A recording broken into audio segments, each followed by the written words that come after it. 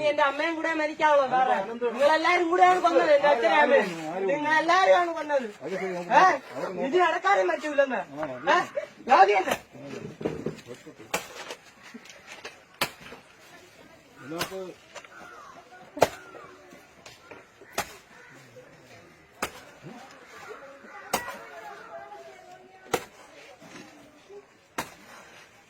അടക്കം സ്വന്തമായിട്ട് മോൻ കുടിയെടുക്കണം. കണ്ടിട്ടില്ലാത്തവരുടെ കണ്ടോ സ്വന്തമായിട്ട് മോൻ കുടിയെടുക്കണം. അത്രയ്ക്കും അതിന് മതി സമ്മതിക്കുന്നു.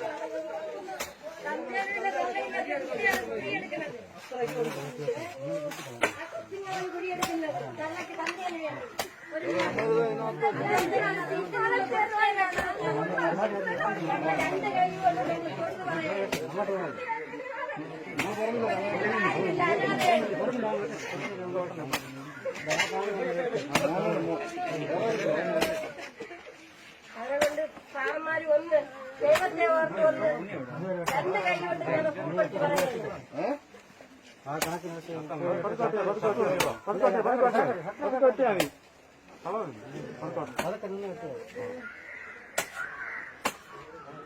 നിനക്കതാണ് യോഗം.